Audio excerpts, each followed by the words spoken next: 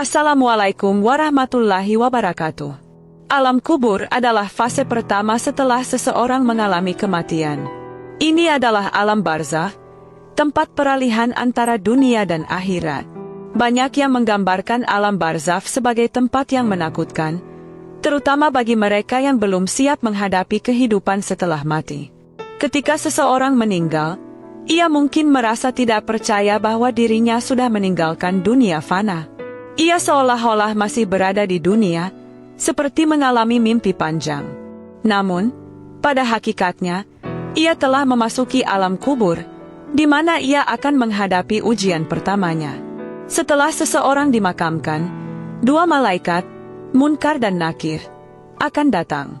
Kedatangan mereka digambarkan menyeramkan bagi orang-orang yang banyak melakukan dosa, tetapi tidak menakutkan bagi mereka yang menjalani hidup dengan ketaatan kepada Allah.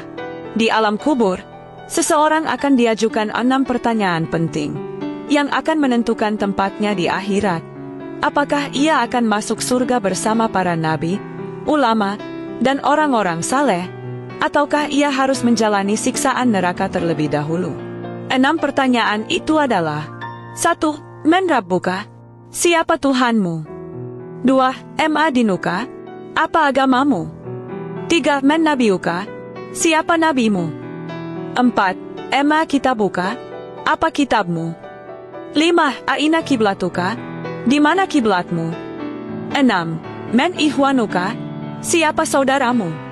Setiap jawaban yang diberikan akan menjadi penentu nasib seseorang di akhirat. Jika seseorang mampu menjawab dengan benar, maka alam kuburnya akan menjadi tempat yang penuh ketenangan. Namun, jika ia tidak bisa menjawab, maka siksa kubur akan menantinya. Dalam hadis panjang Al-Bara bin Azib, yang diriwayatkan oleh Imam Ahmad, serta disahihkan oleh Imam Al-Hakim dan Syaikh Al-Albani, Rasulullah menceritakan bagaimana perjalanan manusia setelah kematian. Suatu hari, para sahabat mengantarkan jenazah seseorang dari golongan Ansyar. Ketika liang lahat masih digali, Rasulullah Shallallahu Alaihi Wasallam duduk menanti, dan para sahabat pun duduk terdiam seakan-akan ada burung gagak yang hinggap di kepala mereka.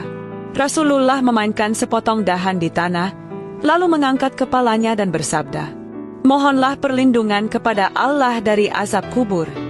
Beliau mengulangi perintah ini 2 atau 3 kali.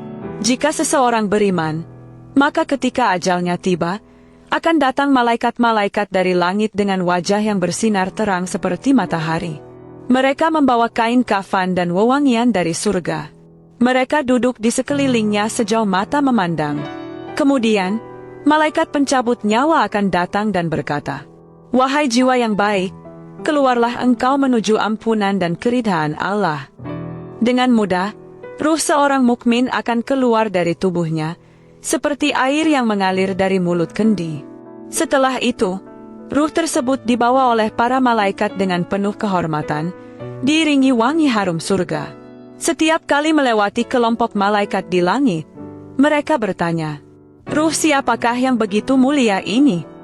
Para malaikat lainnya menjawab, "Ini adalah ruh Fulan bin Fulan," menyebutkan namanya dengan penuh penghormatan.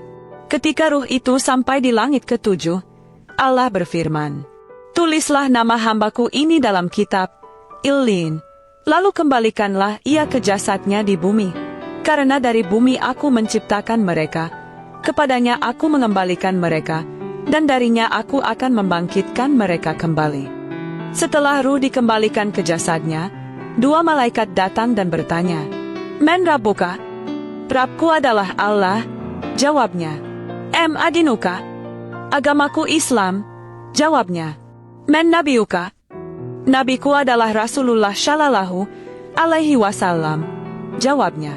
Kemudian terdengarlah suara dari langit, "Hambaku telah berkata benar. Bentangkanlah surga untuknya, berilah ia pakaian dari surga, dan bukakanlah pintu surga untuknya."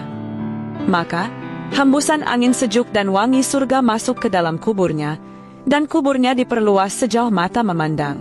Saat itu, datanglah seorang pemuda berwajah tampan, berpakaian indah, dan berbau harum, seraya berkata, "Bergembiralah, Ini adalah hari yang telah dijanjikan kepadamu.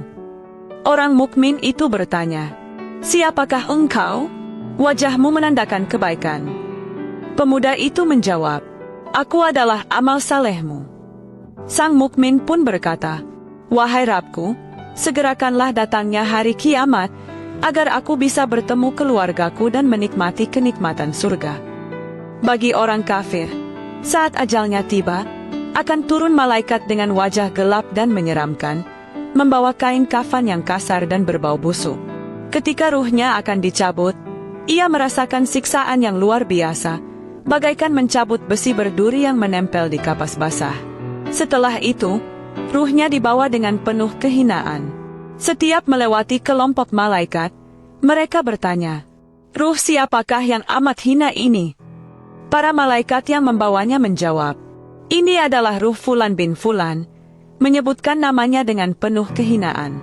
Namun, ketika ruh itu hendak memasuki langit, Allah berfirman, "Tidak akan dibukakan bagi mereka pintu-pintu langit, dan mereka tidak akan masuk surga, sebagaimana unta tidak dapat masuk ke lubang jarum." Quran Surat Al-A'raf 40.